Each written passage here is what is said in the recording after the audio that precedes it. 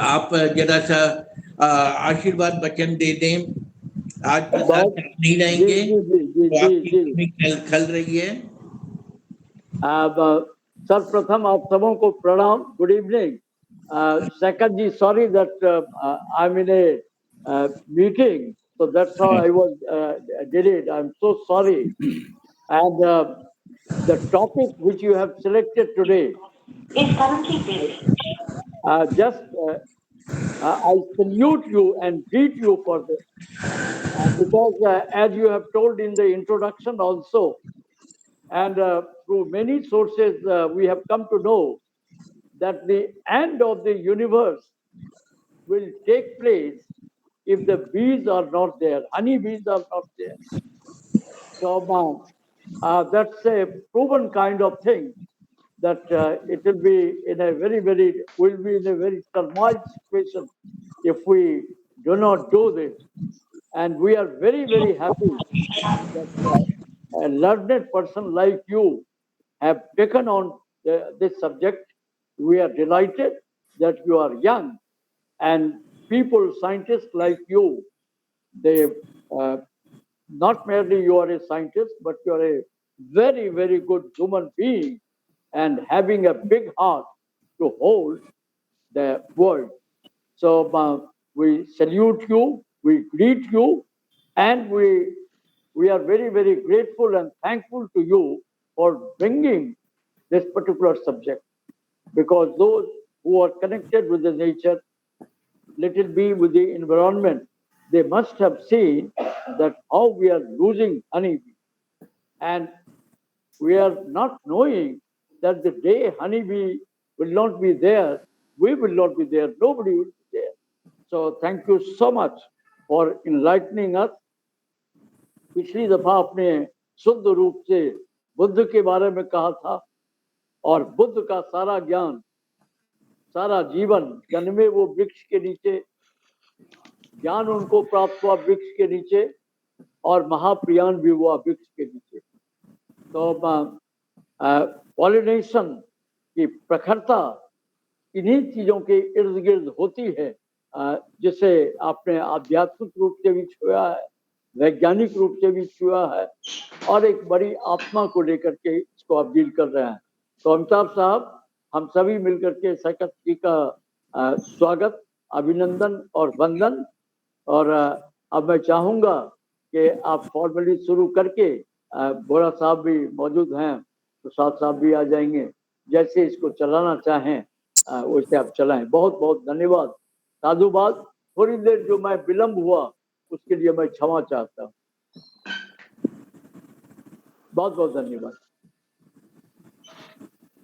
अमिताभ जी, इसको आगे बढ़ाएं आप। हाँ, आपका विलंब और आपका कमी हम लोगों को स्टार्ट करने में बहुत दिक्कत देता है, तो इसलिए हम लोग हमेशा आपको खोजते रहते हैं। और हमारे बीच में डॉक्टर शैलेंद्र नाथ भट्ट साहब भी आ गए हैं मेरठ से। डॉक्टर भट्ट साहब बहुत अच्छा, हम लोग का बहुत अच्छा ये दे रहे हैं, सलाह दे रहे हैं। और भाविका मोजा ऑल्सो यंग स्कॉलर है ज्वाइंट। भाविका मोजा, आपका भी बहुत बहुत स्वागत है। और मैं हाँ, वेलकम वेलकम। डॉक्टर शैलेंद्र नाथ भट्ट जी, आपकी दवा लोगों को बहुत काम आ रही है, बहुत अच्छा। और मैं कुछ आशीर्वाद वचन अपने चीफ गेस्ट और बहुत विद्वान और बहुत सात्विक पुरुष डॉक्टर ह्यूमन बोरा, जिनके साथ हमने कई प्रोग्राम भी किए हैं, आसाम में भी और जगह भी मिले हम लोग, गोवा कॉन्फ्रेंस वगैरह में। और ये उनके आशीर्वाद वचन को सुनेंगे, फिर सैकात बासु जी का हम लोग सुनेंगे।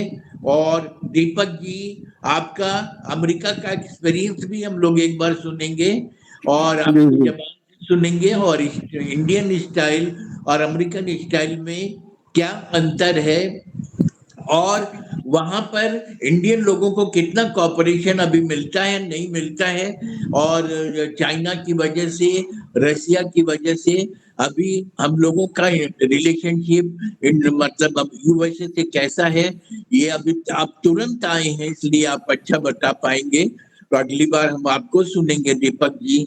और आप ऐसे भी बहुत सात्विक पुरुष हैं, और जी लोगों ने नेपाल में बहुत सा काम किया है आपके साथ मिल करके। तो हम अगली बार आपका सुनेंगे, आप अपनी जी सहमति दे दें।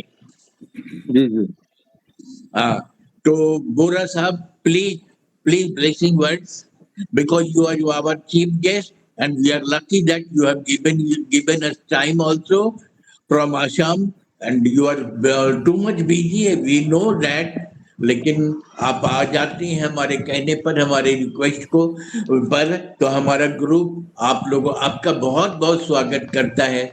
हम आपके बहुत बहुत आभारी हैं और हमको ऐसे ही मार्गदर्शन देते रहें। सो डॉक्टर यूएन बोरा साहब रिटायर्ड आईएएस हैं और उन्होंने बहुत सारी किताबें में लिखी हैं। यूएनओ से इनको प्राइज भी मिला है। इनका बहुत सा पब्लिकेशन यूएनओ में भी प्रकाशित हुआ है और असम में तो प्रकाशित होता ही रहता है। और डीओपीटी के ये सुपर मास्टर ट्रेनर हैं और इन्होंने बहुत सारी सुंदर सुंदर सजेशंस डीओपीटी को दिए हैं, जिससे अभी हमने नैनीताल में जो प्रोग्राम करा है उस आधार पर अपना अनुभव भी सर को शेयर किया, जोशी जी को शेयर किया। दोनों मास्टर ट्रेनर हैं, जिससे कि हम लोग आगे में इसको अच्छा से ज्वाइन या अच्छा से इसको इम्प्लीमेंट कर सकें। तो सर, प्रसाद, ये बोरा साहब, So बोरा good साहब, evening to all of you. Good evening sir. First of all, let me thank the organizers of this meeting, webinar, especially Amitabh ji and his co-workers. And also special thanks to the speaker, Saikat Basu, for selecting a very beautiful topic. So the subject of discussion today is save our pollinators. All of you know what pollination is. The transfer of male anther to the female stigma. All of you know that. Either it is through self-pollination or through cross-pollination. Now here it is, what we'll be discussing is cross-pollination. And it is effective either with the help of wind or with the animals, including bees, birds, insects, all of them, or it may be artificial. There are more than 20,000 species of birds, animals, bees who are engaged in this process. Now, the selection of the topic, why it was selected, why save our pollinators, what is the secret behind this? So, to know about that, we are supposed to see the SDG, Sustainable Development Goals. By 2030, we are to achieve 17 objectives, 17 goals. Now, where do we stand? Whether we are on the right direction or we are lagging behind. We are supposed to know that. Now, in India's score during 2023, it is 71 point out of 100. Not so encouraging. Secondly, if you see the SDG 2, SDG 2 is most important, zero hunger. People are suffering from malnutrition, no food, etc., etc., etc. And India's score is only 52 out of 100. So you can well imagine where do we stand. Now, if we compare it with the global food crisis, 282 million people face food insecurity in 59 countries in the world during 2023. And out of that, over 32 million children under the age of 5, see, it is under the age of 5, they are suffering from acute malnutrition in 32 countries throughout the world during 2023. So the situation is very grave. What about India? Now, if you see the hunger index in India, out of 125 countries, our position is 111. So you see, if someone asks us, how is your department running? We say excellent. But what is the real fact? We are 111 out of 125 countries. So it speaks a lot that we must improve. Now, what is the alternative? How we can feed all these people? So to increase production, what they are doing, they are increasing the quantum of pesticides and the chemical fertilizer. And these pesticides are the killing agents of the animals, the insects, especially the bees. So someone was saying that I have heard bees are becoming extinct. Yes. In European countries, 3 species of bumblebees became extinct, and some of them are in the pipeline now. Why it happens? If you see the use of the pesticide in India, annually we use 52,750 tons of pesticides. China and USA, their number is in lakhs. In China, it is 17 lakhs 63,000 tons. India, it is 52,750 tons. So you see, what is the impact on these insects, especially the bees? So these insects are being killed by these pesticides and other agents. So in Punjab, Haryana, and Rajasthan, the mortality rate is around 50% of these bees. So you see, what a situation. Now, how to come out of this situation?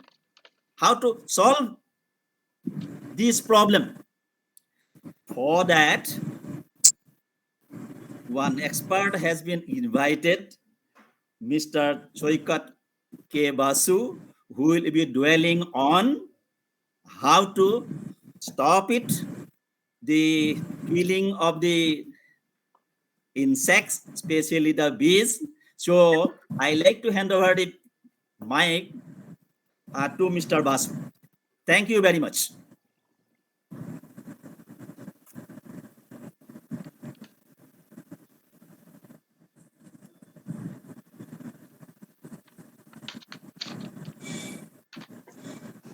Thank you.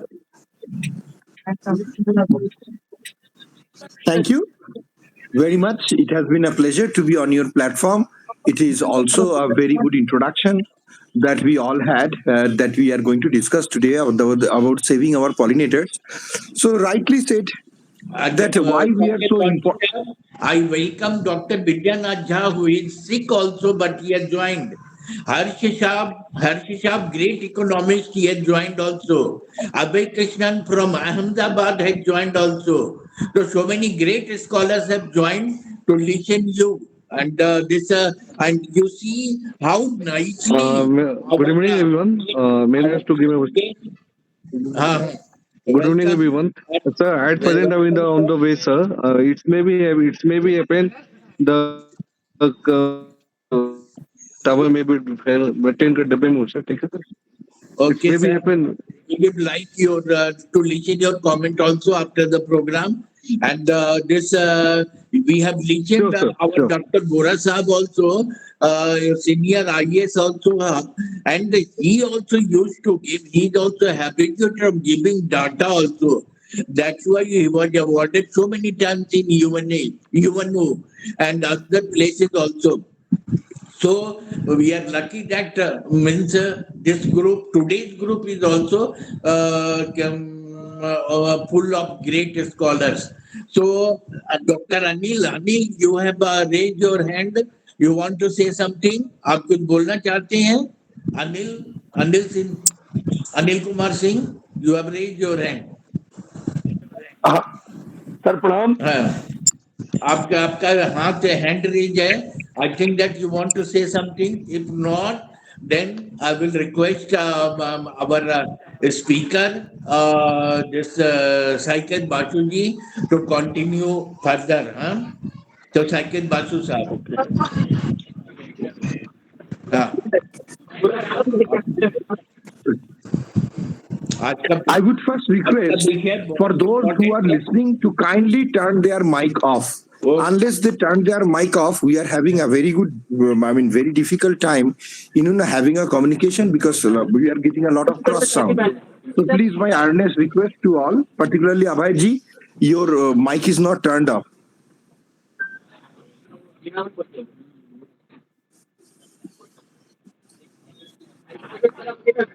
Abhay your microphone is turned on. It is creating a sound.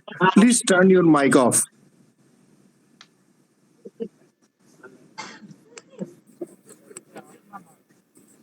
Thank you.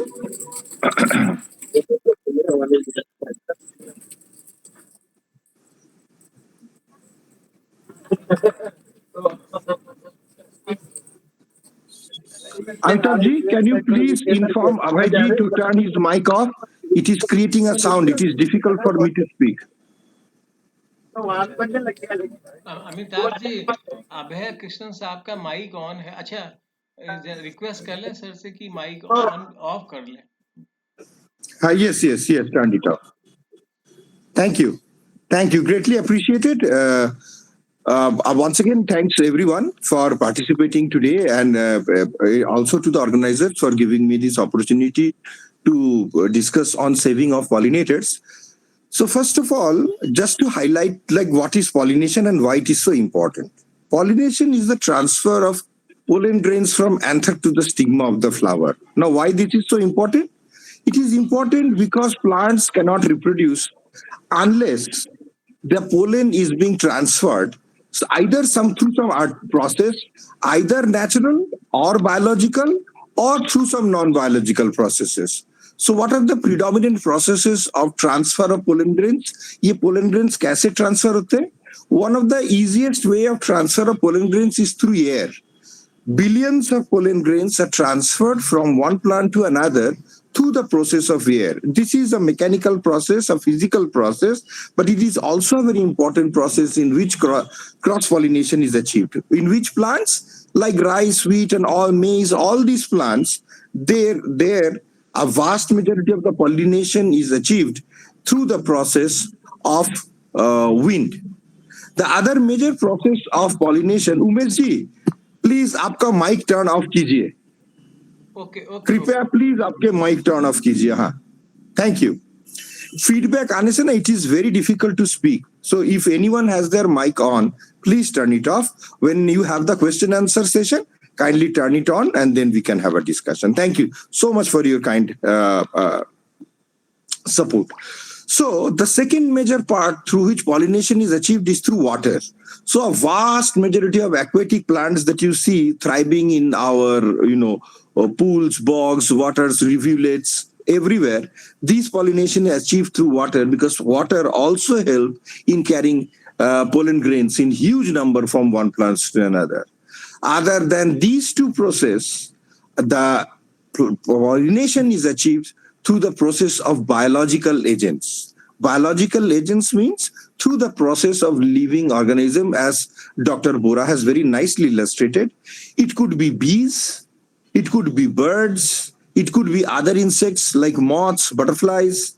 It is efficiently achieved through bats, chamkadar, and through a wide range of mammals too. Our latest research is suggesting that even mongoose, जो हम देखते हैं, they are also, like tree mongoose, are also responsible in the form of the transfer of pollen grains. Like, why are certain specific species of insects, kahiye, mammals, kahiye, reptiles, kahiye? Our research has indicated that there are many reptiles, particularly tree snakes, tree lizards, and even tree frogs, that are also responsible in case of pollination. Now, why this pollination is happening? The pollination is happening for the survival of the plant. If there is no pollination, agar ye pollination nahi ho paya, then there will be a catastrophe in the world, both in agriculture as well as in case of our forest industry. क्योंकि हमारे जो लाखों हजारों करोड़ों में जो पेड़ जो फॉरेस्ट में सर्वाइव करते हैं, they are exclusively dependent on various forms of these cross pollination that are dependent on these biological agents.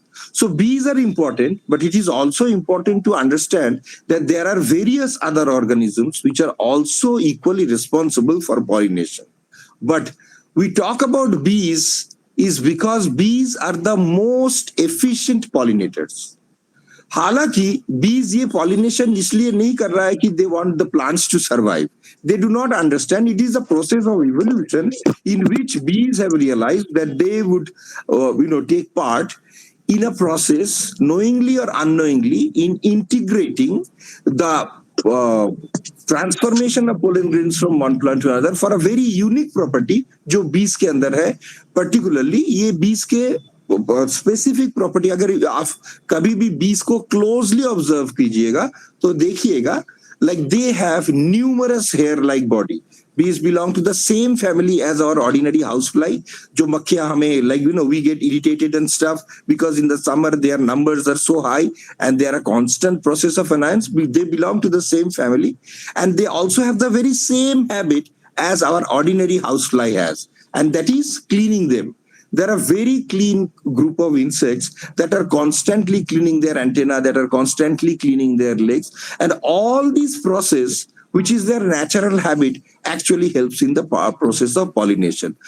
Because their body is covered with numerous thin fine hairs, they act like paintbrush. जैसे हम लोग artist को देखते हैं ना, जो अपने paint brush use करते हैं, dip it in the color and then create a figure on the canvas. In case of bees, Sutupaji, if you keep your mic off, that will be so much appreciated. Your mic is turned on. Thank you so much. So what happens is that welcome, Sutapa Bennett from Kolkata, welcome. So the other part is that because their body is covered with such fine trachea or hair-like structures, they each act like a paintbrush. And as a consequences, when the bees are visiting a particular flower, they are dusted with pollen grains. In many places, like even in our laboratories, while we work, we also use paintbrushes for hand pollination.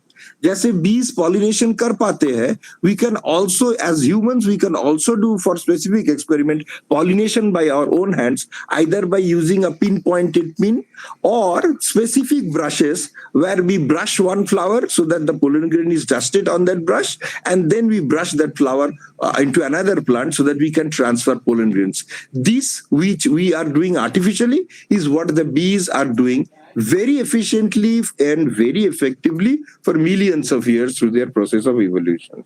But it is not just the bees जो ये pollination achieve करने के लिए make it successful.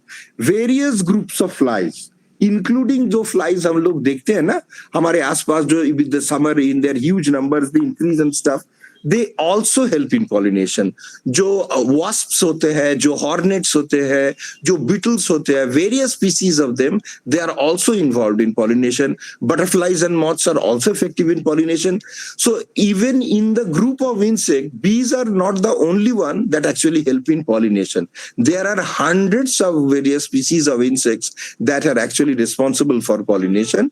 But by far, bees are the best known pollinators. 85% or over 85% of all the flowering plants across the planet is responsible or highly dependent on the bees for their transfer of pollen grains. But at the same time, bats, birds, mammals, even snails and slugs, and this happens in India, bees are not active when the temperature goes down. So during night, they are not very active.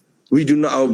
But say, for example, in colder countries, say, for example, in USA or Europe, during the winter time, the bees undergo hibernation. They will hide in their hives, they will make nests inside their holes and stuff, and they will stay inside, they will not come out. So how the apiculturists or the commercial bee producers or bee cultivators, how they survive?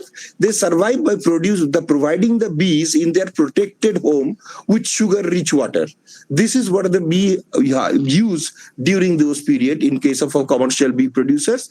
In case of countries like India, where our temperature is higher, but we have monsoon-based our agri-climatic system, then during the monsoon, it is the time when the bees are not active. They do not want to go out. So this is the time when the bee keepers usually provide them with sugar water, because if the bees get wet, they find it very difficult to move around because they are carrying extra weight. And also if they are not dry, they are sluggish, their enzymes in the body do not work very activated, and they feel very lazy. So high temperature is necessary for bees to be active in every country. They need warmer temperatures to remain active. But at the same time, even in monsoon, even in say monsoon, like a lot of us may be very surprised to know that there are snails and slugs that actually helps in pollination. Many families of flowering plants pollinate only during the rainy season. And this rainy season pollination is achieved by a large number of land snail and land slugs. They also move from one plant to another and help in the transfer of pollen grains. If you ever closely look into snails or slugs, you will see they have a very slimy mucilaginous body. So as they're moving from one plant to another, their body stick to pollen grains, and this, when they're visiting a new flower, they'll help in the process of cross-pollination. So nature has established a beautiful system in which pollination is achieved. So, and one very important pollinator, which is not the major part of our discussion today, is, or in simple words, are bats. Bats are nature, after bees, one of the most important pollinator groups, because bats achieve pollination during the night. They are nocturnal animals. Bees are not active during the night. So there are hundreds and thousands of species of plants that flower particularly during the night. They are not very brightly colored, but they carry very strong scent, and they are hyaline or light watered in color, and they are attractive to the bats in the sense that they are attracted through their beautiful aroma and fragrance. Many forest trees actually have their flowers coming up during the night or very early morning when it is still dark. And as there are two major groups of bats. One are vegetarian bats, and ones are what you call the carnivorous bats, which eats other insects, small fishes, amphibians and stuff. But other than the vegetarian bat or the non-carnivorous bats, are particularly the flying foxes or the fruit bats and other related species, are extensively responsible for carrying out nocturnal pollination in hundreds and thousands of species of plants, and particularly in tropical and subtropical countries, even in India. So bats play a very important role in pollination, same as bees. So technically, bees, bats, and these some species of birds, we call them primary pollinators, and there are some pollinators we call them secondary pollinators. For example, like if you will move into high canopy, there are snakes, there are tree frogs, there are also lizards which are also moving from one plant to another. Why are they moving? They are moving, they are actually looking for bees and other pollinating insects that are coming to these plants, being attracted by their color, being attracted by their fragrance, and by their aroma. As these pollinators, the primary pollinators, come and sit on the flower to collect the nectaries, which is the glucose-rich sugary exudate that the plant provides to these insects, so that they are attracted towards them. And as they move from one plant to another, they achieve pollination. But as these insects are coming, then these small mammals like shrews, various small tree rodents, who are dependent on these insects, they will grab them, eat them. And because they have fur, like for example, reptiles, their body have sticky scales. As they're moving also to collect this prey from one flower to another, they are also achieving pollination. So they are called secondary pollinators. They are not primary pollinators. So even small frogs, tree frogs, we have found are very good in doing pollination. Very many tree frogs, which are very small in size, and to avoid predators, the parent frogs climb up very high in the canopy of the tree. They will go, and where they have water collected in small pockets of plants here and there, they lay their eggs, they raise their youngs, that poles turn into adults, and as they're getting older, they move from one flower to another, also to catch insects for their survival. So this is how an entire ecosystem, which is very delicate, is maintained in this particular process. So primary and secondary pollinators, but out of all these groups of pollinators, bees are the most efficient one. Someone mentioned about honeybees. There are various thousand species of bees. Honeybees is one type of bee. But other than honeybees, क्योंकि उसका नाम मधुमक्खी है, it is associated with pollination, we think. But there are hundreds and thousands of other species of bees which are not honeybees, but they also help in pollination. Now, why honeybees are so important? जिसे हम मधुमक्खी कहते हैं, the small honeybees that we see in and around us are mostly commercially raised. They either come from various apiculture centers, or they have their artificial or natural hives here, there on old buildings, old hives, branches of trees and stuff. These small bees are honeybees, but there are other bees, and there are native or wild bees which are country specific. So for example, there are various species of bees in India which are found only in India, nowhere else in the world. There are species of bees which are found in Canada or USA or Mexico, and they are found nowhere else in the world. And these species, which are endemic species of bees, are very, very important because they are very specific in pollinating only one or two species of flowering plants. So why are they so important is this, like bees, which are very, very highly specialist, which means that they only forage on one particular flowering plant or one or two species of flowering plant. These flowering plants and these particular species of bees have evolved over millions of years, and they have established a relationship that if that particular plant is surviving, agar wo पौधा hai, so then these particular species of bees will survive. If these by any reason these particular species of bees are decreasing in their number, then that pollination of that particular species of plant is greatly impacted. And this has happened in various parts of the world. Either a particular species of plant has become extinct or has become extremely vulnerable to extinct or critically endangered. The bee species, which is specifically dependent on that particular flowering plants, has also become endangered at the same time because they do not forage on any other species other than particular ones. These are called specialist bees. But mostly the honeybees that we see, that we commercially grow, they are generally species that will go and forage on a large number of plant species. So generally, those bees that are generalist in attitude, that means that they have 10, 15, 20, 30 different species of flowering plants which they visit for collecting nectaries and pollen grains, are more successful in the process of survival than those species of bees that are highly specialized, that only survive or by foraging on one or two particular species of bees. Why this information is important is because that other than honeybees, we are dependent on hundreds and thousands of other species of bees for pollination of our crops that we grow, as also various forest trees. There are many forest species, many medicinal species of plant that grow and found in the forest that are only pollinated by very specific species of bees. One such endemic species of bees we see in our Sundarban. These species that we get to, possibly you've heard about, West Bengal is one of the largest honey producing state of India. The reason is that West Bengal has around a year-long growing season. There are various crops that are grown from south to north of West Bengal. And because of this orientation of various different crops in various different seasons, and because this particular state starts from the sea to the Himalayas, it has such different agroclimatic condition that bee producers find different agroclimatic conditions to continue bee production throughout the year.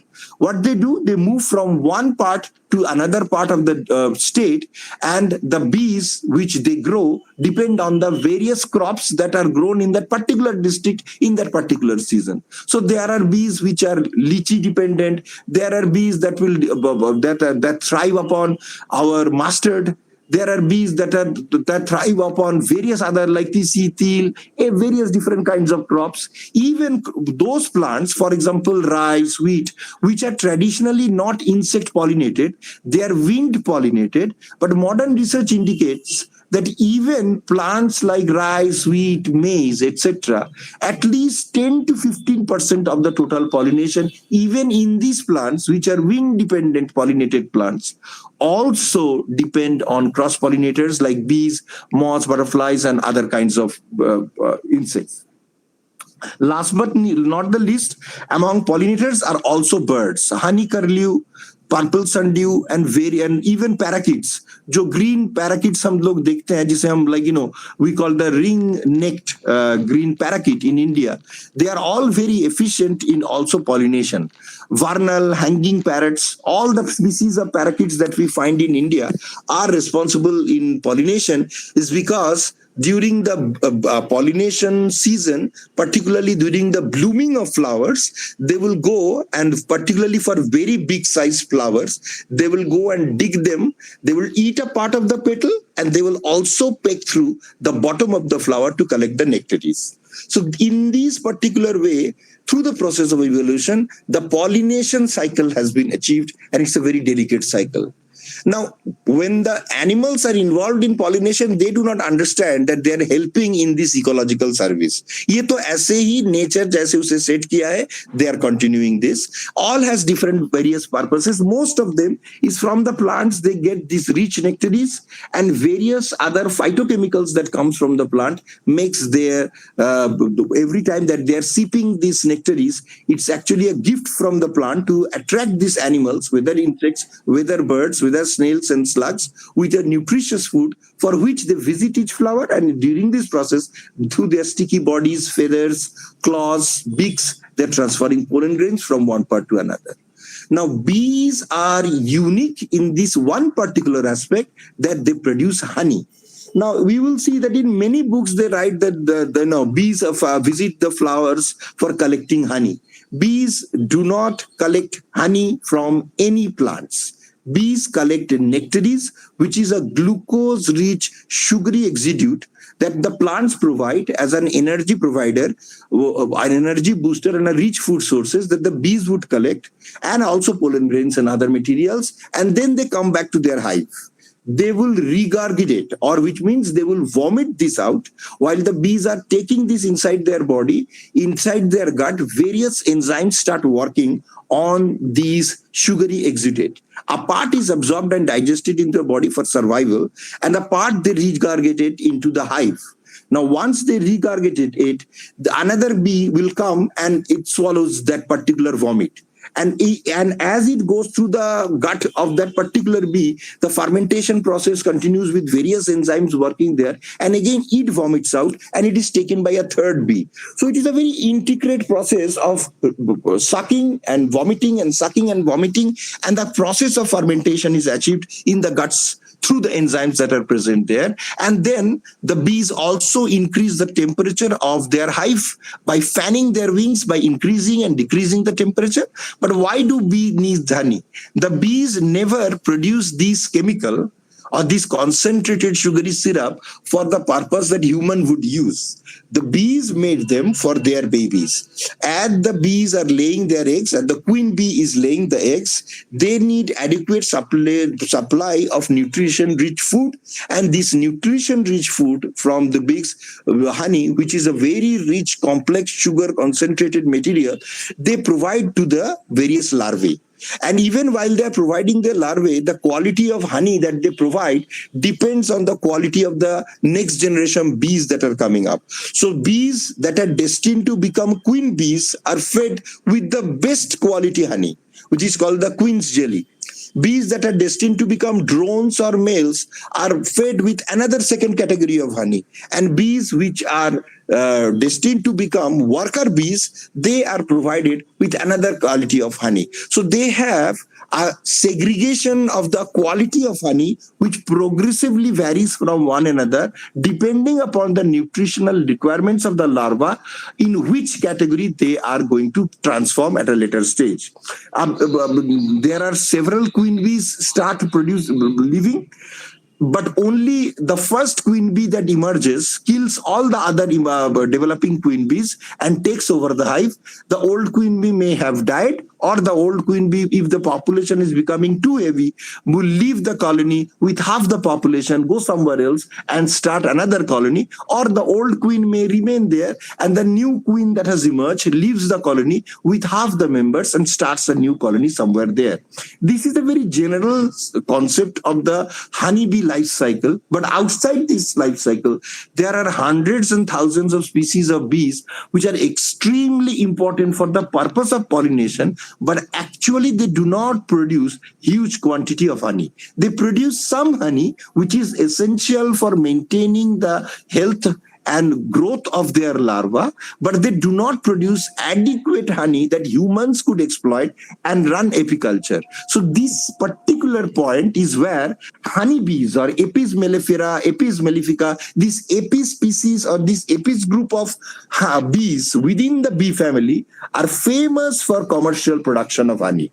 And we have done genetic modifications, we have done proper selections, humans have intervened in their lifestyles in a lot of, so we get very high quality queens, we get very high quality eggs produced from them, and then there are various colony grafting processes and stuff in which commercial honey is produced, and one generation after another we get bees.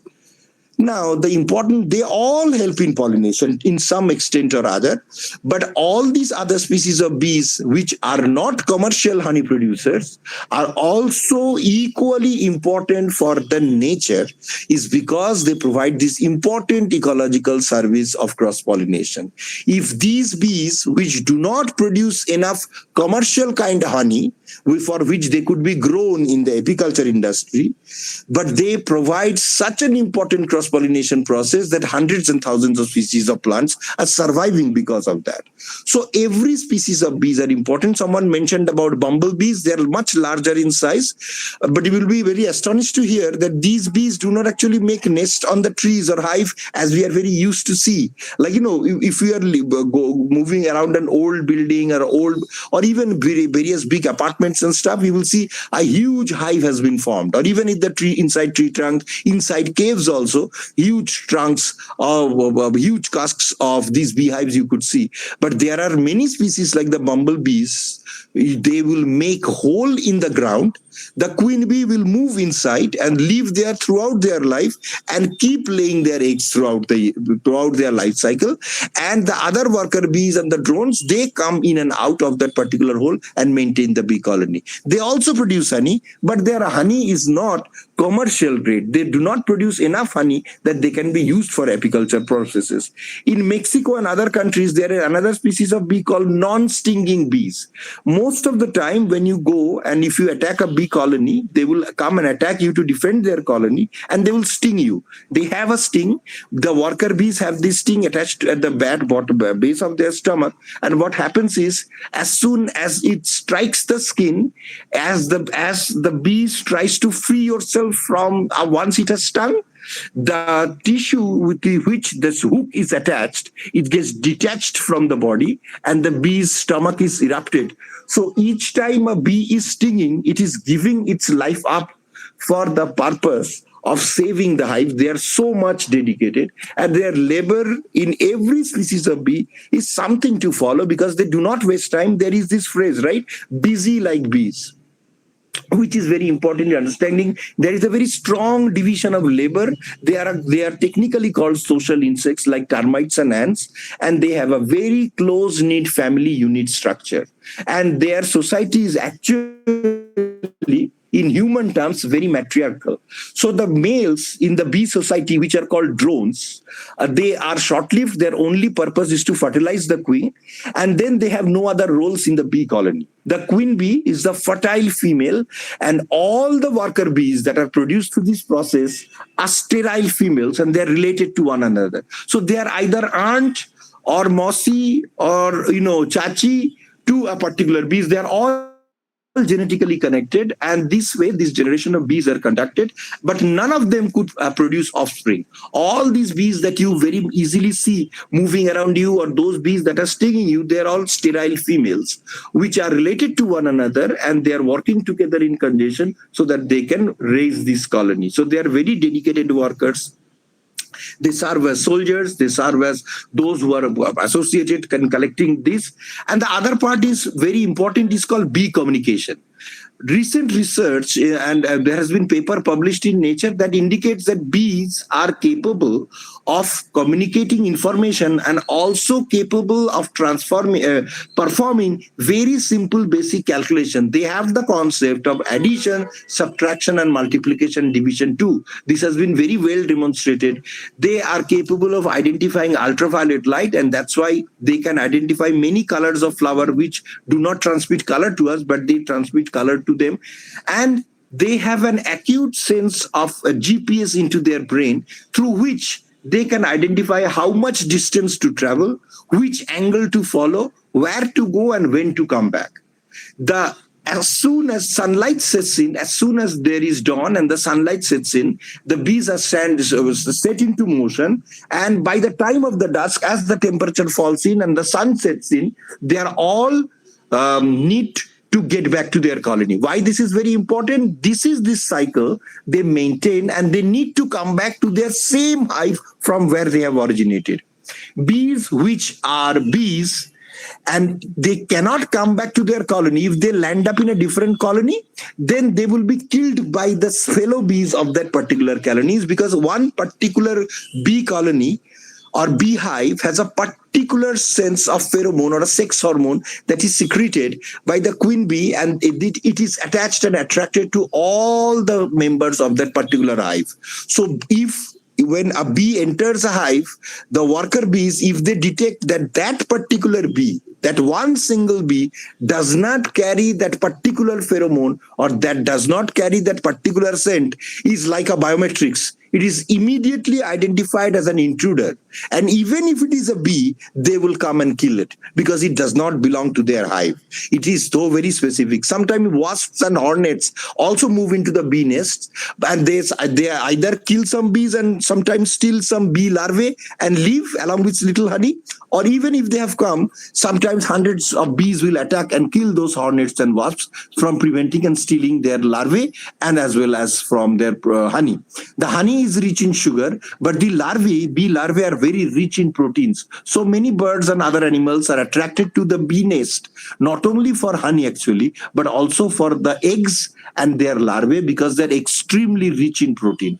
Like bears, you see they love honey in the forest, but they will also eat the entire beehive, which is wax rich, which is excreted later on, but it also contains a lot of larvae and eggs, which provides them with a lot of protein. Honey buzzard is a bird which looks like eagle, and they will also attack bee nests wherever they are available, or beehives wherever they can find it, but actually they are not attracted to honey. They are called honey buzzard, but they actually come feed upon the bee larvae and bee eggs, and they will take up stings and stuff, everything for getting them. We're a highly specialized bird that specializes only on bee larvae and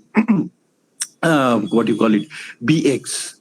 Now, why we are talking about this while mentioning about our topic as save our pollinators is because a vast now amount of people around us, we do not know this intricate life cycle. Now, if you have looked into honey, many people ask me, like, once we get a solidified honey and also we get a liquid honey, is this adulterated? Some people ask me, like, is this solid honey is better than liquid honey or stuff and things like that? No. The thing is that both honey, which could be solidified or liquefied in natural state, is because in the presence of number of crystals present in them. Those type of honey, say for example bees which collect nectaries and pollen grains, particularly from mustard plant, when they produce honey, these kind of species have a huge concentration of large crystals in their honey.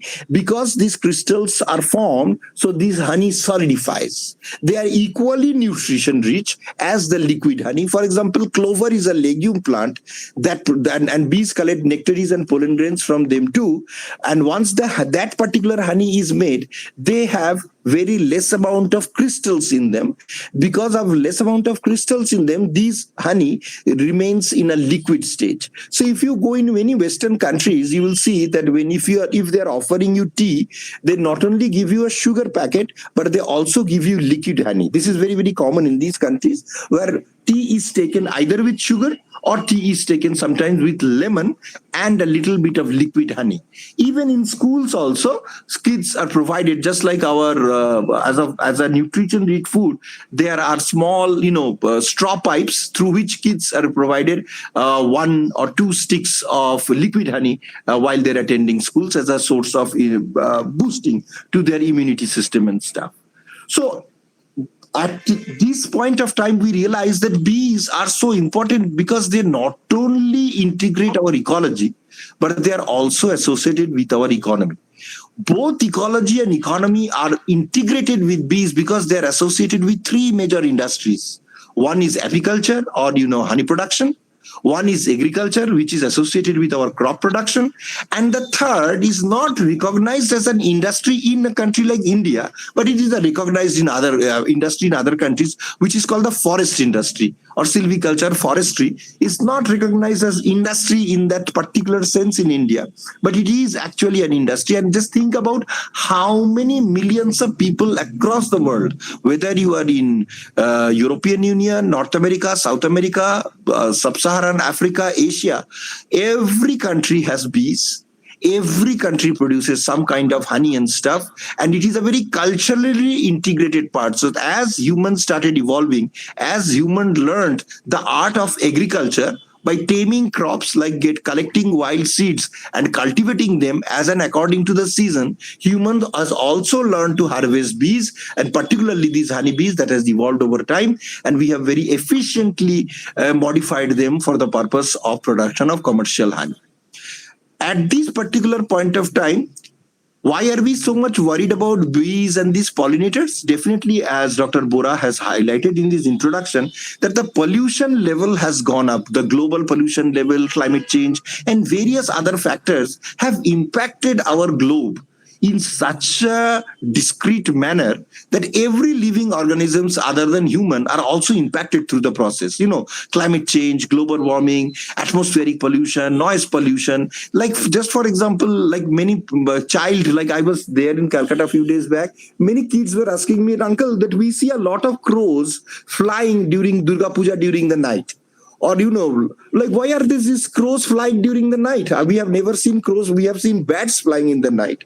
The crows are flying in the night because we also use a lot of crackers. And we have a habit of ornamenting trees with various LED lights and stuff. Now, this disturbs the bird. They think possibly that it is a dawn break.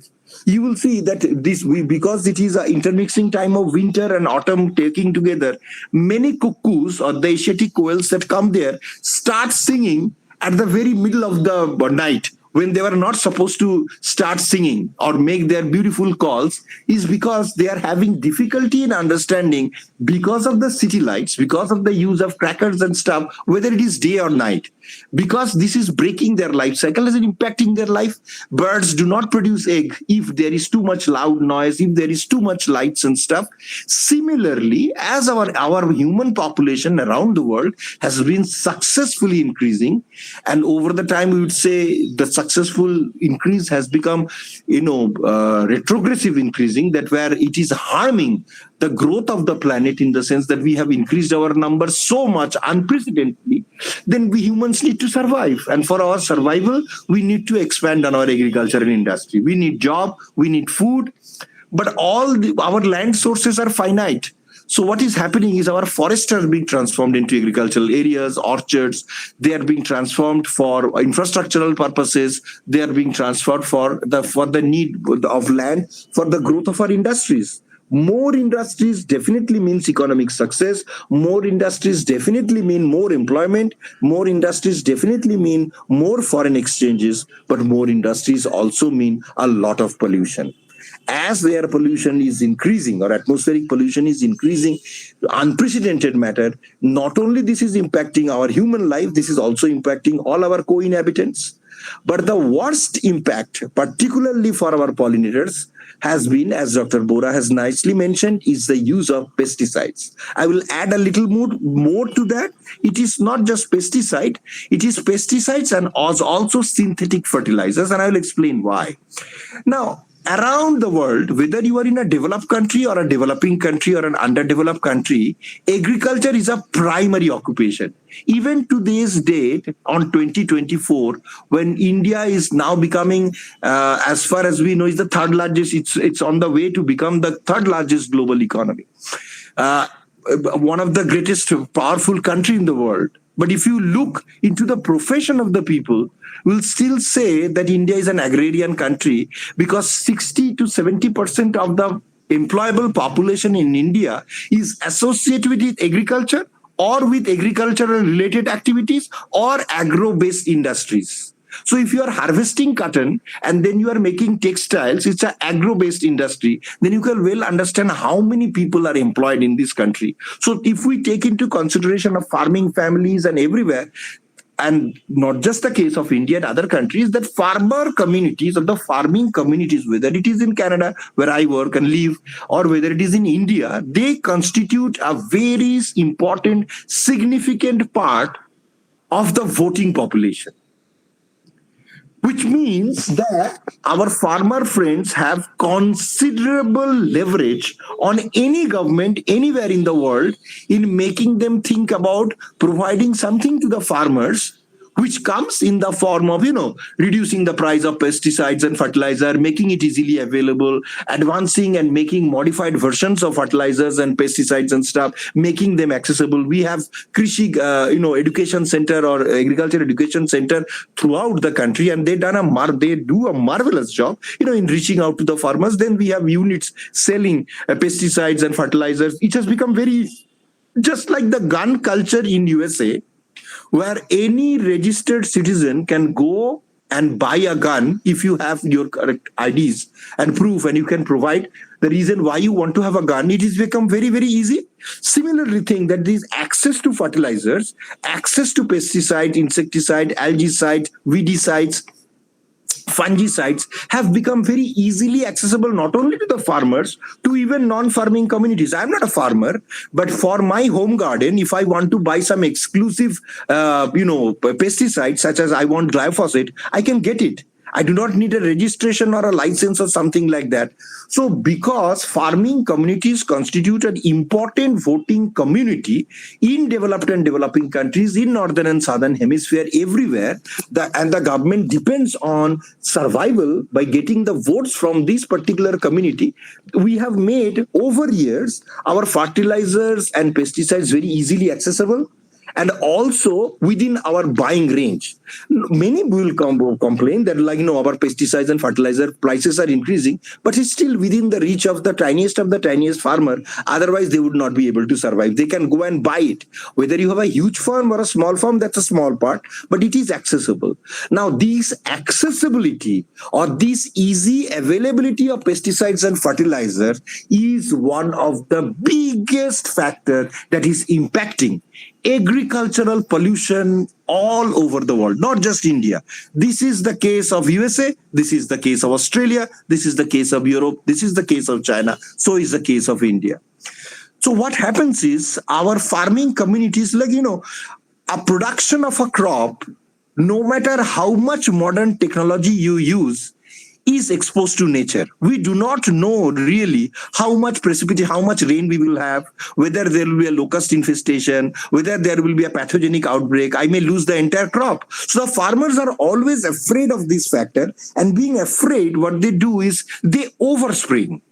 Every chemical that is being provided to a farmer by a manufacturing company mentions something like a threshold level.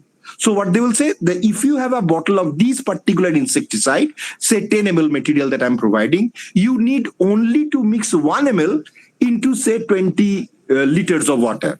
Or if you are adding 1 liter, you have to add it to 1 or 2 gallons of water. This ratio is very important. They have done experiments, they have done research, and they have seen that this is the safe limit. This will kill insects, but it is not going to impact beyond the killing of the harmful pests. But what happens in every country is this, that because out of plight, out of fear, out of making this, looking for the success of having a successful crop at the end of the year, every farmer in every community, whether educated, uneducated, developed or undeveloped community, we are overusing. We are overusing fertilizers. We are overspraying pesticides way beyond the threshold level. Even the chemical company that manufactures this particular chemical, वो भी ये कह रही है कि please do not cross this limit. If you cross this limit, there is 3 dangers. आप chemicals डाल रहे हो field में to kill insects. If it crosses a particular level, and this high level, it will kill your insect in the first year. But it is a biological world. We have tremendous amount of variability. There will be some insects, their genetics will help them to withstand against these particular chemicals. They will survive. Those that survive, they will be able to produce offsprings. And by the next season, when you are spraying them, the insects that are growing there are the ones that are resistant ones, are the ones that they have in their genetic armory the ability to inhibit or prevent against this pesticide spray. The more you spray, the more overspray you do, the more toxic able new generation of insect cultivars you are producing. Same is case of weeds. We use a lot of chemicals to kill weeds. But if you are overspraying, I would say if you have 100 wheat plants in your field, 99 may be killed, but there will be 1 or 2 that will be able to survive. This is genetic variability. We all have cancer genes in our system as humans or animals, but we see cancer being expressed in some individual. Some has blood cancer, some has lung cancer, some has this, some has that. It is because that particular gene has been activated in that individual by a certain parameter. It is same like that.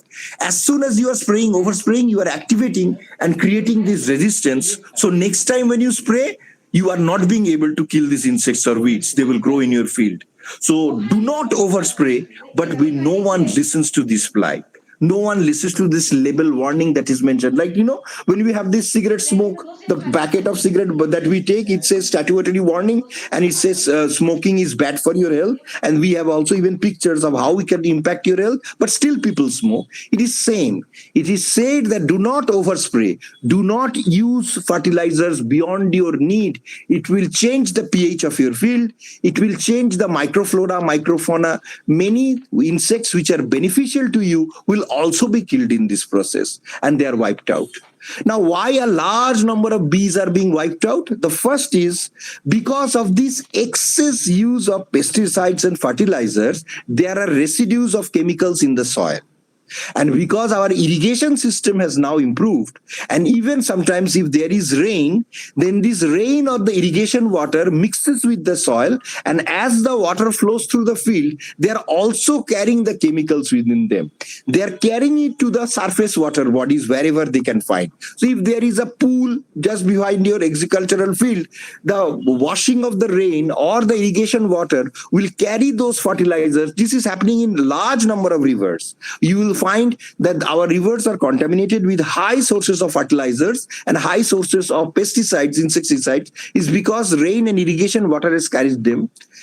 A part of this is percolating into the soil and reaching the groundwater level, and a part of them are reaching the nests of those particular species of bees which make nests into their soil. And there are hundreds and thousands of important species of bees which are so important for pollination that do not make nests on the trees. They make nests in the soil.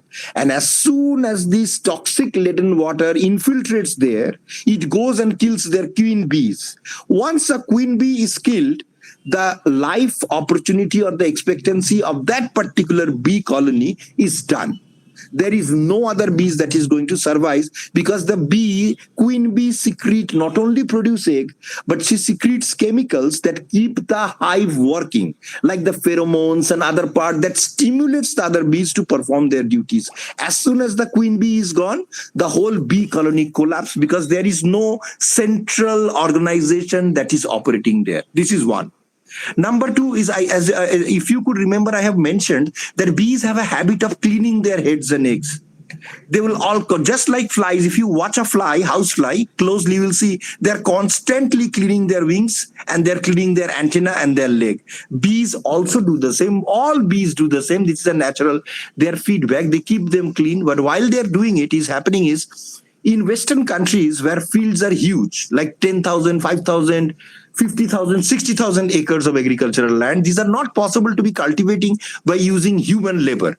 So everything is done by machine. And one of the things that they do is the aerial spray of pesticides, insecticides. And how this is being done? This is done by 2-seater, 3-seater planes, where the planes are loaded with the powders or the chemical liquids, and it will make a flight from north to south and south to north and cover the field by spraying them with the droplets of this particular insecticide, pesticide, or weedicide. And under the force of gravity, these droplets will come down. Some of them will land on the plants. So the plants will absorb them. It is not going to impact the plants, but the insect visiting the plants and chewing on the leaves and the stems and other parts, they get killed because it is toxic to them. Now, these sprayings are done on days when the sun is up, the temperature is moderate and it's warm, and there is no wind, or the wind speed is very low. These actually helps in the uniform distribution of the pesticide droplet to successfully learn and drop on the plants. This is also happening with our farmer friend while they are going. If you go into the field, you will see that they have a container at the back. They are holding it with backstrap and they're spraying with the sprayer. It is the same action. Whether you do it manually, whether you do it by the aeroplane, these small, tiny droplets are dropping onto the plants. And when you have less wind, it's a bright, swarmy morning, billions of pollinated insects, including bees, visit the fields. They're attracted by those days when the wind speed is low, when the sun is up, the temperature is high, for their pollination purpose, for collecting their nectaries and pollen grains, and they get coated with these chemicals. Now, because of their habit of cleaning their wings and legs, many times many bees will have these toxic chemicals now getting into their digestive system. Also, several times this also drop in their antenna and body. And even if a bee has a very small brain, that brain is powerful in that sense that it has a GPS tracker system. Because of this highly sophisticated nervous system, each bee is capable of navigating and coming back to its particular hive. If it cannot come back to its hive before the sun sets, or if it lands up into a different hive, then they will be killed. Particularly in colder countries, bees need to get back to their hive by the time the winter falls, because even during their summer, the evening temperature drops subsequently. If the bees do not get back to their hive in time and they are still flying around, if they are not able to locate that particular hive because these chemicals are alternating with their GPS tracking system, then they will see that they will have to die. They have no other way of coming back to their hive. What happens is this: a farmer gets up in the morning and will be amazed to see that in front of his beehives, millions of dead bees are lying. This is also called, this phenomenon is called colony collapse disorder. And it is said that because the bees are not getting enough plants for foraging, because many of our plants are getting extinct or their numbers are drastically reducing for the bees to forage upon, their nutrition level, the bees are very nutrition deficient now around the world. And as a consequence of their nutrition deficiency, they are vulnerable to a large number of parasitic diseases, bacterial, fungal, and viral diseases, which are wiping out bee population. On top of that, as soon as they are getting these chemicals, and particularly one particular group of chemicals called the neonicotinoid group, which is being either blocked in many countries or banned in many countries, or in the process of getting banned, if they get coated with these chemicals, they are unable to use their navigation system, and then they are dying in millions of numbers. Now, if these bees are the honey bees, the bees that we know, the commercial producer honey bees, then we can replace them, because these bee colonies are artificially produced. There are many people who has their survival just based on producing bee colonies. They are expert in producing new queens. They are expert in genetically improving new queens and having new colonies. So if your honeybee colony is dying, you can buy and you can replace. It's just like your poultry. Like if you have a Ranikhet disease and all your birds die, the best process is to kill all the remaining ones, stock, and then sanitize everything, and then restart by getting a new stock of poultry birds for your poultry. These honeybees could be replaced. Then why are we so worried about the pollinators? Is because we are worried about a vast number of bees, which are not the so-called honeybees, in the sense that do not produce commercially important honey. They produce honey only for their survival, but they are important for the part of population, and they are not produced agriculturally. They are naturally produced. They are wild bees. If they are gone, like cows, we have herds and stocks. We can replace, if a cow dies, we can replace it with another cow. You can go and buy it from another farm. But if a tiger dies, we do not breed tigers, right? It's a natural process. So that loss, if an accidental tiger dies or we kill it or poach it, it is a permanent loss because we are not being able to replace it. Same is in the case of bees. And think about this, has been replicated in many countries in as much high numbers as we can think about. And as a consequence of this pesticide pollution, as well as climate change and other related factors, bee populations have been decimated around the world. With these decimation, Albert Einstein, one of the pioneering scientists, in this early 19th century, has very clearly mentioned, as Dr. Bora mentioned, that with the loss of honeybees or with the loss of bees, there is high chance of loss of the human society and humanity. Why? Because bees are not just simple insects. They are very closely tied to our ecology and economy. If bees do not survive, our gardens won't survive, our crops won't sustain, our forest won't sustain. We will not be able to get the commercial production that we are looking for, or even the agri materials that we supply to various industries are at stake. Our pharmacy is at stake. Our nutraceutical industries at stake, our functional food at stake, our entire global food security and safety is at stake because they are so much closely associated. And think about the economy, that how many millions of people across so many countries. Agriculture is a predominant profession. 70% of the people in India are associated with agriculture, and similarly in other countries too. People are associated or semi-associated with the agriculture, forestry, and the apiculture industry. It's a core industry of survival. So as the bees are dying, as has been reported in many North American countries and other countries where they are doing bee auditing, they are finding that either that particular species of bees have become extinct, or their numbers have crushed to 97 to 99% depletion. So only a handful number of that particular species is surviving, and they're destined to become extinct in the next 10 years or 15 years or 20 years. With extinction of bees, those which are specialist bees, specialist plants are also becoming extinct because they have no other alternative pollinators. Plants that are pollinated by bats are not pollinated by bees. So if bats die, night flowering plants have a high chance of extermination because they have no more pollinators for establishing their next generation. Similarly, during the daytime, when the bees are responsible for pollination, if the number is dwindling, if their species diversity is decreasing and getting devastated over time, then we are losing a huge number of bees or a huge number of plants at the same time, because bees and plants are intricately associated. And with this, our global ecosystem is integrated. Fewer bees, fewer trees. Fewer trees means a slow but progressive destruction of our planet.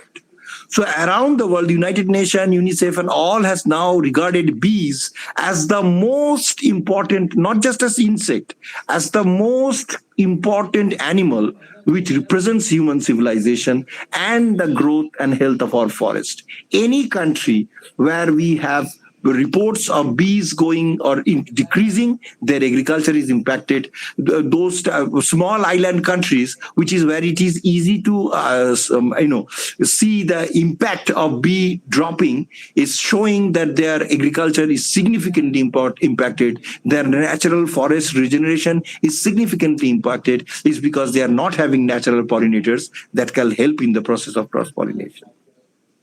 So with these factors, we come to this stage talking about saving our pollinators. It's very important to educate and make our population aware around the world that bees are very important.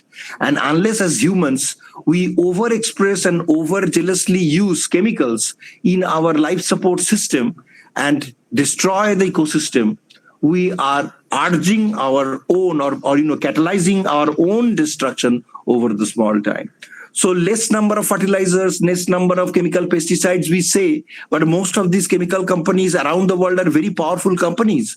Most governments around the world are dependent on these multinational companies that produce plastics, chemicals, etc., because they provide money for elections and for various other parts. So they have almost been able now to control the governments of various countries in not promulgating laws that can stop the sale of that particular chemicals, or ask them to take one particular chemicals out of the shelf that is too dangerous for the bees and stuff. So all these geopolitical factors are coming in and making this system even more complex. Just like global warming or climate change, we are not being able to see any desirable change or any successful synergistic changes, is because every country is divided based on their needs of energy support, and they're not participating wholehearted in one platform in banning many chemicals or stopping many activities that promote global warming and climate change. Same is the case of this use of fertilizers, chemicals and stuff. It is not very easy because these giants have infiltrated into our political systems, and it is not very easy to stop them from selling, and then people, in spite of knowing, is overusing them and making this system even more complex, making the friendly pollinators slowly erode into extinction. I have reached the end of my time limit, so thank you very much for giving me this opportunity. If there is any comments, questions, and other solutions that we want to discuss, I am open for them. I once again thanks the organizer, to the introducer, Amitabh ji, and everyone who participated in this. I extend my humble greetings to all of them for being patient participant in this. Thank you so much.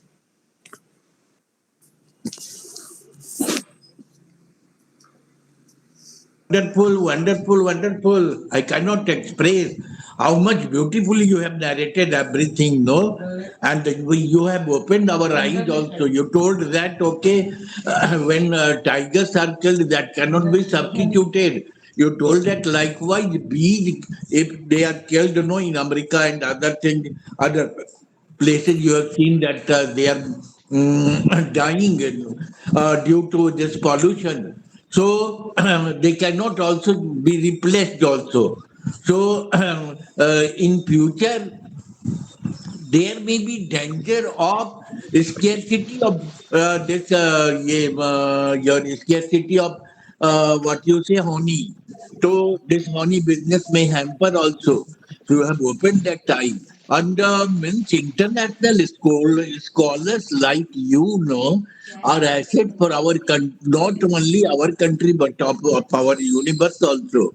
Harshji also is also here, and he has listened your all this data very carefully. So I want beautiful comments from Harshji. Harshji, young economist, Bhavikaji, young person, young scholar, Sutapaji, young scholar. And after that, we'll be listening the expert comments of our international scholars like Bora Saab and Joshi ji, Chandrasekhar Khan Saab. So, firstly, let me listen comments from हर्ष जी कि कैसे कैसे इन्होंने बताया कि pollution और ये chemical बेचने वाले और बीज का नाश करने वाले ये मधुमक्खियों का नाश करने वाले लोग कैसे कैसे हमारी एक इंडस्ट्री को किल करने पे लगे हुए हैं और इतना सुंदर डाटा ये पता नहीं भगवान की असीम कृपा है कि हमारे ग्रुप में इतनी अच्छे अच्छे इंटरनेशनल स्कॉलर्स आ गए हैं कि उनका डाटा ये तो अभी हमारी ये इसको रिकॉर्ड करेंगे और रिकॉर्ड करके देंगे तो शायद इसका सब्स्टिट्यूट नहीं है जितना डाटा आपने बताया है अपना दिया आपने दिया I am too much grateful to you और whole group is grateful to you also and international scholar doctor Bora साहब who has been awarded so many times by UNO तो वो भी अप्रिशिएट करेंगे कि इतना डाटा बाप रे बाप मतलब कॉन्टिन्यूसली आप डाटा देते चले गए so I will request doctor Harsh ji Thank you, Amitabh ji. Thank you. A very good evening, everyone, respected members and respected speaker. So I have a question. Like Yes, the please go ahead. contribution of apiculture is $33,128 million according to the Google. You can do a normal Google search and find it. My question is, how can you integrate artificial intelligence with bioeconomical aspects so that pollinators like bees and even other organisms that are necessary for the ecosystem can be preserved? Like I'm emphasizing on the data manipulation and particularly focusing on their habitats and all. Uh, Thank Thank you. you, Harshi. Very important question, but I will not give you, a technical answer for this. The technical part of the research and stuff is being carried out, but I will give you the very ground reality of this. The ground reality is this: that while various governments, even very powerful Western countries, promotes huge amount of money for these kind of research, in genetic algorithms, in identification of species and stuff, but at the same time, they are selling these chemicals. No artificial intelligence will be able able to stop or integrate an economy while you continue to use the toxic chemicals. I also understand by taking away every chemical on, and if we shift into organic agriculture, as Sri Lanka has tried, it's not a very judicious process because it takes a long time for conventional agriculture to transform into organic agriculture. But definitely there is opportunity of reducing it, and there is definitely opportunity of replacing one particular group of a chemical which has been identified as so much toxic from the shelf. The political system has been infiltrated so deeply in the powerhouses of the most powerful nations of the world by the multinational corporates that the government does not even have the ability to pass laws that will force them for the companies to change the chemical formulations, to reduce their uses, to modify the practices and stuff. The infiltration is so huge. The impact of the corporates is so strong on various governments across the country. And sadly, their influence of the corporates are not only on the ruling party that is running the government. The corporates have also infiltrated the oppositions in most countries, whether it's a parliament, whether it's a Congress House, whether it's a Senate. It has been so deeply infiltrated that all other artificial measurement steps, these sustainable development goals that we talk about, nothing can be made successful unless the politicians take the first step. But will the politicians be able to take the first step? It is not a very easy question to answer. There are so many integrated facets that are associated with this process that sometimes I could not even separate how a government or a ruling party and oppositions are operating in different countries. They may be sitting against one another in the parliament, but behind the parliament, they are hobnobbing with one another in passing many laws or holding out many laws that the country needs. I'm not just talking about India, though. I am talking about countries that are the most powerful one that make decisions for all of us. Thank you.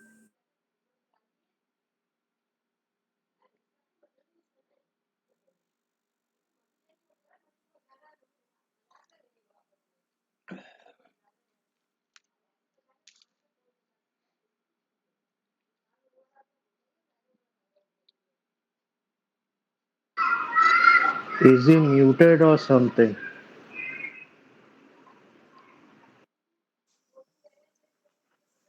Amitabh ji हाँ कुछ technical problem लगता है हो गया है का mic mute हो गया है।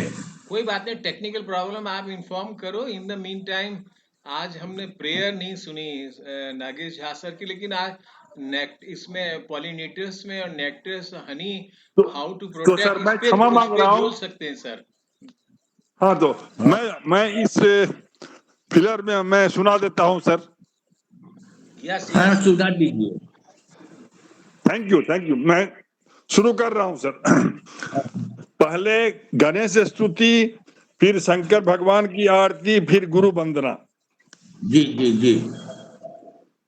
ओम तस्य श्री गणपति षडाक्षर मंत्रस्य भार्गव ऋषि अनुष्टुप छंदः विघ्नेश देवता यम बीजम वम शक्ति सर्वाभीष्ट सर्वतीर्थे जपे विनियोगः। ध्यान वक्रतुंड महाकाय सूर्यकोटि समप्रभ निर्विघ्नं कुरु मे देव सर्वकार्येषु सर्वदा। वक्रतुंडाय हुम वक्रतुंडाय हुम वक्रतुंडाय हुम। ओम। Now I am switching over to Shankar भगवान की आरती। कर्पूर गौरम करुणावतारम संसार सारम भुजगेंद्रहारम सदा वसंतम हृदयारविंदे भवं भवानी सहितं Namami. Now Guru Bandana.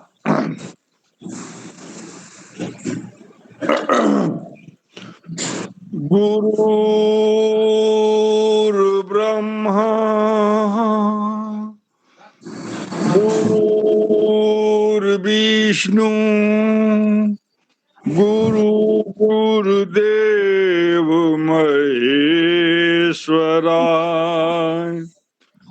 Guru Sakshat Param Brahma, तस्मै श्री गुरुवे नमः. अखंड मंडलाकारं व्याप्तं येन चराचरं तत्पदं दर्शितं येन तस्मै श्री गुरुवे नमः. अज्ञानतिमिरान्धस्य ज्ञानाञ्जनशलाकया चक्षुरुन्मीलितं येन तस्मै श्री गुरुवे नमः. हरि ओम. Thank you sir. बहुत अच्छा, बहुत अच्छा. I think Saket Basu is online. Please, I request him to continue. Saket Basu is online also. और अभी हर्ष जी ने जो एक ऑथेंटिकेशन ऑफ डाटा पर जो प्रश्न उठाया है उसका ये उत्तर देने की चेष्टा कर रहे थे. ये डाटा कलेक्शन मतलब जो उन्होंने दिया है वो कितना ऑथेंटिक है, इस पर ये भी सोचने वाली बात है आजकल के जमाने में. तो इस पर ध्यान मतलब बोल रहे थे. लेकिन साकेत बासु, व्हाट हैपेंड? आपका ये म्यूट हो गया है. You want to say? Saket Basu ji, Saket Basu ji, you are muted at present. आप इसको बोलेंगे? मैं इस बीच में चाहूंगा कि यूएन बोरा साहब हमारे स्पेशल गेस्ट कुछ बोलें. यूएन बोरा साहब अपना कमेंट देना चाहेंगे? It was beautiful. I have enjoyed this show. Thank you very much. Joshi ji. Yes. अभी जो क्वेश्चन था आपका हर्ष जी का जो इन्होंने साकेत बासु से किया था, उस पे मैं क्या नागेश झा जी कुछ बताएं या बोरा साहब, क्योंकि एक्सपर्ट हैं इसके. This is a technical and scientific subject and both our. तो सर मैं सर एक इस पर एक मतलब कविता है, गाना भी है. प्रश्न ही उत्तर कभी बन जाएगा. मतलब एक लाइन में गा देता हूं तब आप समझिएगा. रागिनी हूं मैं तुम्हारे कंठ की. फिर लंबा चौड़ा गाना है, उसी में एक लाइन है. प्रश्न ही उत्तर कभी बन जाएगा. यहाँ सर मेरा हाउस को प्रश्न ये है, ये मेरा ओरिजिनल पर्सनल क्वेश्चन है और सही क्वेश्चन है. अभी जब हमारे देश में अब हिंदू की जागरूकता हो गई, सनातन की जागरूकता हो गई सर, हर चीज का आंसर वेद में है सर. उस डायरेक्शन में हम लोग अभी तक मूव नहीं कर पा रहे हैं. तो ये प्रश्न का जवाब मेरे पास अभी है, लेकिन मैं ये चाहूंगा कि आने वाला समय वेदों में भी ढूंढे, क्योंकि मैं इसका जो अब मैं जो कह रहा हूं इसका मेरे पास सबूत नहीं है, लेकिन ये सच है. पहला जो न्यूक्लियर एक्सप्लोजन हुआ वो ज्यूस था. वो भारत आया, वेद संस्कृत सीखा, वेद से फॉर्मूला लिया गुरु वशिष्ठ का, तब जाके वो न्यूक्लियर फिजन और न्यूक्लियर फ्यूजन जो भी करते हैं उसका ज्ञान लेके तब जाके वो एटम बम मतलब बनाया और वो जापान पर गिरा. तो हमारे भारत देश में सारी चीज उपलब्ध है. मैं इसीलिए मैं प्रश्न ही कर दे रहा हूं. और फिलहाल अभी मैं साकेत जी से अधिक ज्ञानी नहीं हूं, इसीलिए मैं जवाब देना नहीं चाह रहा हूं. लेकिन पॉलिनेशन जो है ये बात सही है. ये सारे जो हमारा जो प्रकृति है, हम लोग प्रकृति से खिलवाड़ कर रहे हैं, उसके लिए एक ही देश पूरे संसार में है, इजराइल, जो कि एग्रीकल्चर के बारे में बहुत गहन रिसर्च कर रहा है और अच्छा रिसर्च कर रहा है। और नंबर 2, चाइना हमारे यहाँ से, और Tibetan, I am sorry to use negative word, बहुत चीज चोरी करके ले गए और वो लोग उस पर खोज कर के अपने देश में लागू कर रहे हैं, और उसको डिसिफर करने के लिए वो इंडिया भेजते हैं स्कॉलरली रूप में, अनुवाद करके वो ले जाते हैं सर। तो यही सब कुछ जानकारी देनी थी। Thank you sir. Thank you okay, Nagesh ji. Bhavika Mota, बहुत अच्छा। भाविका मोटा, you want to say something? Bhavika, आप कुछ यस बोलेंगे? यस सर, मेरे फर्स्ट ऑफ ऑल बहुत ही अच्छा मतलब उन्होंने इंफॉर्मेशन प्रोवाइड किया एपीकल्चर से रिलेटेड और पॉलिनेटर्स से रिलेटेड कि हमारी इकोलॉजी कैसे सेव रहता है इन ऑर्गेनिजम्स की वजह से। और मैं यही कहना चाहती हूँ, मेरा क्वेश्चन था ऑर्गेनिक फार्मिंग को क्या हम अपना सकते हैं फिर से, तो उन्होंने उसका आंसर बहुत ही अच्छे से दिया कि मतलब क्या-क्या उसमें ऑब्स्टैकल्स और कितने मतलब चैलेंजेस फेस करने पड़ सकते हैं ऑर्गेनिक फार्मिंग को फिर से खेती में लाने के लिए।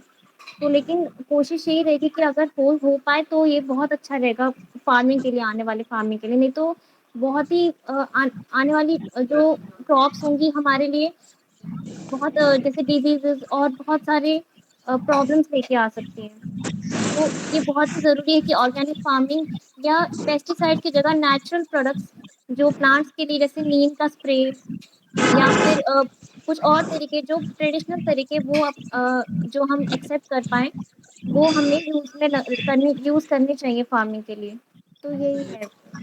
इन्होंने बहुत अच्छा इन्फॉर्मेशन प्रोवाइड किया। बहुत अच्छा इंफॉर्मेशन प्रोवाइड किया। अभी पता नहीं इनका, हाँ, हर्षवर्धन जी बोलना चाह रहे हैं। हर्षवर्धन जी बोलिए। हर्षवर्धन जी। Sir, I have two questions in my mind. First is why aren't we having a genetic sequence of the organisms? Very good. I'm sorry for the background noise. Why aren't we having the genetic sequence of the organisms that are under concerns like endangered species and all? We can have an artificial data regarding this, and artificial intelligence can go and compute all the data and could provide the necessary solutions for it. Second, we have the right to environment, which is given to us by the Honorable Supreme Court of India.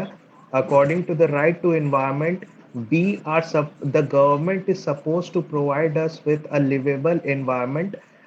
In addition to it, we have Article 21, that is, we have the right to live with dignity and respect. And with the dignity and with the respect and right to life comes the aspect of the environment also. So I don't think blaming only the politicians would be the right thing to go with. So my solution will be to infuse huge amounts of like millions of dollars in the artificial sector. But according to me, this is an open debate, so I'm leaving it to you scholars. And please consider my question that why aren't we using genetic sequence and the technologies right now? Very good questions also. And luckily or luckily, Mr. This Saikat Basu is not on the screen. So, Bora Saab, can you answer about these two questions by Harshji? Bora Saab? In fact, he is speaking about artificial intelligence, and it's a Yeah. specialized subject, and these technocrats will be able to say that, not the generalist like me. अच्छा अच्छा, Thank you okay. very much. हाँ, ठीक है। तो I will put this question to mister Saikat Basu again and to be answered exactly by him because he is scholar of this area. And I will request Joshi ji, can you Yes, answer this question? thank you, Amitabh ji, Bora साहब, हर्ष जी, नागेश जी, शुक्ला जी, भाविका जी। In fact आज ये जो बहुत अच्छा हमारा जो session रहा और साकेत जी ने बड़ी और उसकी प्रारंभ जो है doctor UN Bora started very well regarding how we can save our pollinators and why there is an importance to save these in the present context. But this subject is very technical, scientific, so the questions raised are also of great value.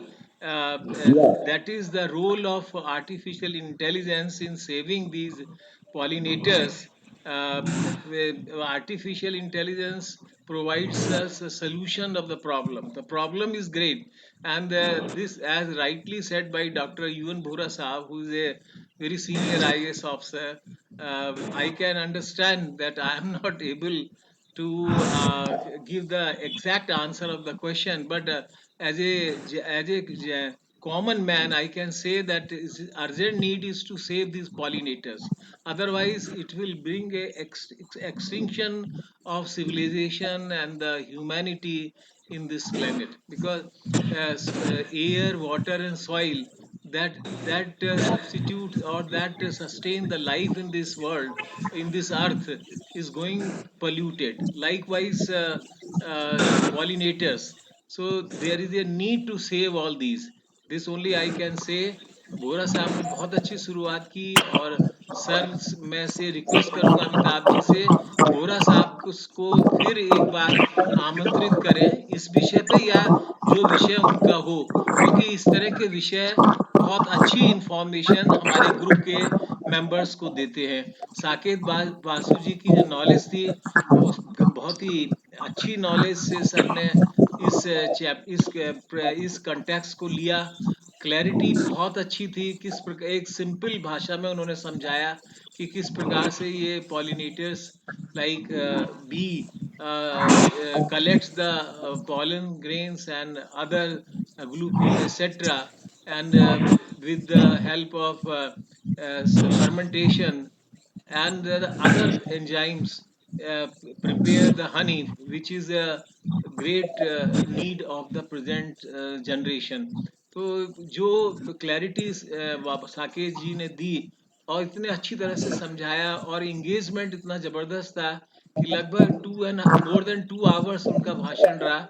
और जो इस विषय के expert हैं वो तो बहुत कुछ समझे होंगे, हम लोगों को भी काफी समझ में आया, जो कि एक मतलब उस टेक्निकल सब्जेक्ट्स में इतना ज्ञान नहीं रखते। और बहुत अच्छा आज का रहा, मैं आपको बधाई दूंगा। बोरा साहब से और हर्ष जी से और नागेश झा जी से और भाविका से मेरी रिक्वेस्ट होगी कि आपके पास, आप लोग बहुत ज्ञानी हैं, तो आज इस विषय से या इस संबंधित विषय पे जो आज आवश्यकता है उस पे आपके लेक्चर की हम आशा रखते हैं। Thank you Amitabh ji. नागेश झा जी से कहें कि इसका समापन करें क्योंकि टाइम तो आज हाँ, होने जा रहा है। हर Amitabh ji. Okay okay sir, thank you. इतना ही कहूंगा, हर किसी से इतना ही कहूंगा कि इनके प्रश्न का उत्तर यही होगा कि बहुत ज्यादा आर्टिफिशियल डाटा पर हम लोग भरोसा नहीं कर सकते हैं, लेकिन जो उन्होंने फैक्ट दिया है कि अमेरिका में और बाहर वेस्टर्न कंट्रीज में बहुत सारे हजारों के हजारों बीज मरे पाए जाते हैं, ये डाटा शायद गलत नहीं होगा। ये हम लोगों को उनके मतलब वर्ल्ड के मतलब आवाज पर उनके उन पर ऐसा लगा कि ये डाटा में कुछ तथ्य है और मतलब इसको मतलब इसका यदि एग्जैक्ट आंसर हम लोगों को पाना है तो मैं कल सवेरे, अभी क्योंकि उनका कुछ प्रॉब्लम आ गया है इसमें, तो कल सवेरे उनसे बात करूंगा। लेकिन आई वांट दिस हर्षिल साहब to repeat the second question. Second question क्या था? एक तो आर्टिफिशियल इंटेलिजेंस का था और दूसरा हर्ष जी? जी सर। हाँ, दूसरा क्वेश्चन क्या था आपका? सर सेकंड क्वेश्चन में खुद भूल, क्योंकि बहुत इंपॉर्टेंट क्वेश्चन आपने दोनों पूछा है और इसका हम एग्जैक्ट आंसर कल उनसे बात करके हम आपको बताएंगे। और कल भी हाँ जी बहुत सर, अच्छा सॉरी सर। वेबिनार है। कल IFS ये बताएंगे, मतलब वो ये उमा शंकर जी बहुत दिन बाद आएंगे और बताएंगे कि चाइना किस तरह से नदी का मिसयूज करके वो पॉलिटिक्स कर रहा है और इंडिया को बर्बाद करने का चेष्टा कर रहा है। इस तरफ किसी का ध्यान नहीं गया था। जिस तरह से आज पॉलिनेटर्स पर साकेत बासु ने कहा, उस तरह से कल भी एक नया सब्जेक्ट है, मैं सभी को बोलूंगा जरूर आए। तो second, what was the second question sir Harsh The ji? second question was regarding the right to life that Supreme Court has provided right us to with the right right to right to life, and हाँ politicians are like they are forced to provide us with a livable environment, a good environment. So it is their duty to provide us with that, and they cannot run away with it. So या we very have good. the machinery. Why aren't we using that for the very purpose? या ठीक है, ठीक है। इसका मैं answer उनके ही मुंह से सुन करके आपका उनका रिकॉर्डिंग भेज दूंगा। और हम लोगों से शायद एग्जैक्ट आंसर नहीं मिले, लेकिन ये दोनों क्वेश्चन आपने बहुत अच्छा पूछा है। और दोनों का है कि बीज को बचाने का प्रयास होना चाहिए और डाटा की ऑथेंटिसिटी होनी चाहिए और पॉलिटिशियंस को मतलब कि नेशन के बेनिफिट में काम करने का ये इंटेंशन होना चाहिए। ये सब हम लोगों के लेमैन की भाषा में है, लेकिन एग्जैक्ट एक्सपर्ट के भाषा में कल मैं उसका उत्तर देने का चेष्टा करूंगा, because recording is also with us and I have repeated so many times your questions also from your mouth also. So next day we will be giving you the exact solution because so many people are listening और इसकी recording भी बहुत लोग सुनते रहते हैं। Okay, doctor Abhay Krishnan ji from Ahmedabad, you want to say something? Abhay Krishnan ji. Good evening team sir. Sir I have the one, मैं बस एक जानना चाहता हूँ डॉक्टर साहब से कि इन्होंने जो भी नॉलेज शेयर किया, how much time he has taken? ये तो आसान से नहीं है sir. Unluckily today he is not here because exactly answer of this question is with him only. So हम इनसे पूछ करके और इनसे कहेंगे कि इसका आंसर दें, कल आपको इसका आंसर मिल जाएगा। Yes, sir, this is a very good session, sir. बीच के बारे में important question also because he has given so many important data also. Right sir. हाँ, बहुत अच्छा लगा। आप नागेश झा साहब से रिक्वेस्ट कर लें कि समापन करें। नागेश झा जी, और अब आप आशीर्वाद वचन आप ही बोलें या बोरा साहब से भी कह सकते हैं। बोरा साहब भी हमारे पहले बोरा स्कॉलर साहब से हैं। रिक्वेस्ट कर लें, फिर नागेश झा जी समापन कर देंगे। सर ठीक है ना? बोरा साहब, आप क्लोजिंग में कुछ बोलना चाहेंगे? We want your blessings, words also. Closing. हाँ, it was interesting. I have enjoyed it. Thank you very much. Okay, sir.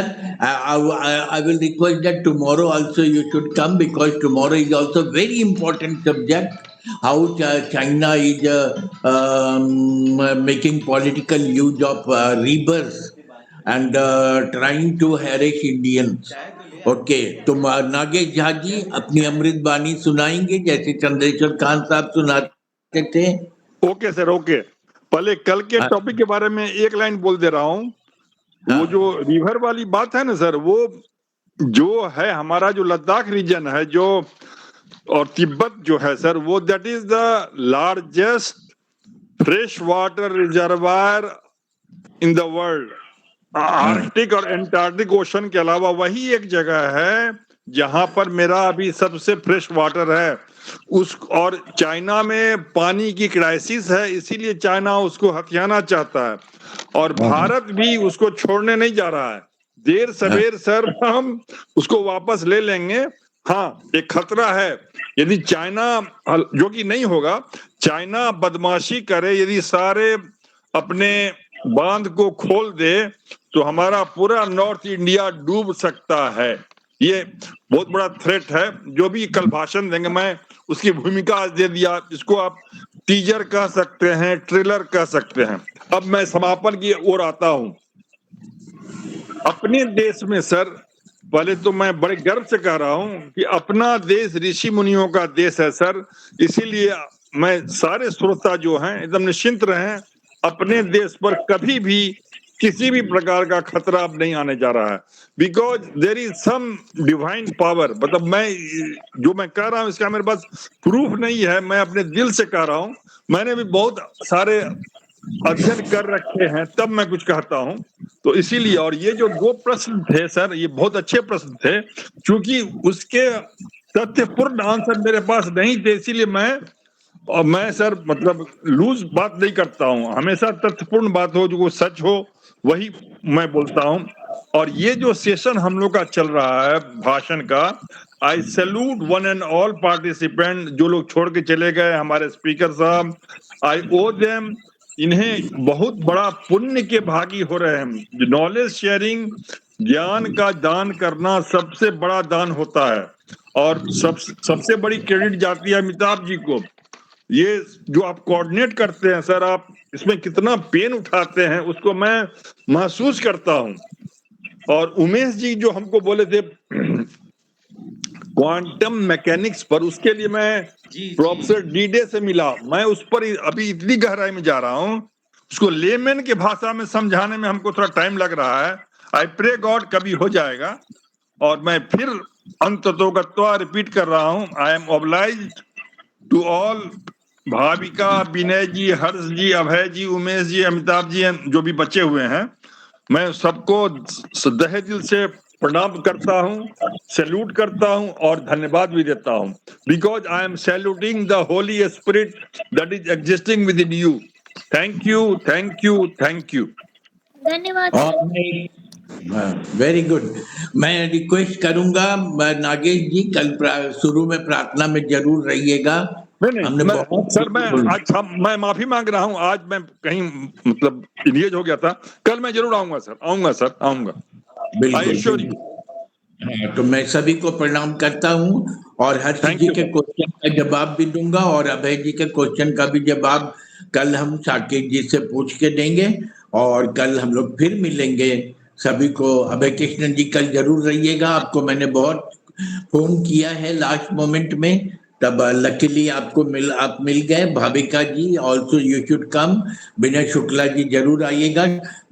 Joshi ji का भी प्रश्न बहुत अच्छा रहता है। हर्ष जी का तो कोई तुलना ही नहीं है। तो हम लोग कल फिर मिलेंगे। हर्ष जी आप भी आइएगा। लास्ट मोमेंट में हमको भी आपको बुलाना पड़ा, because we miss you people also. यदि हमारे स्तंभ मतलब ग्रुप में आप लोग नहीं रहिएगा तो हमारे ग्रुप का लाइट कम हो जाता है। सच्चाई बता रहे हैं, क्योंकि ज्ञान का ये ग्रुप है और ज्ञानवान लोगों में कोई भी एक लाइट यदि नहीं जलता है तो महसूस हो जाता है कि ये लाइट बंद है। आपके सभी प्रश्नों का जवाब मैं कल दूंगा और कल फिर मिलेंगे। सभी को प्रणाम प्रणाम प्रणाम।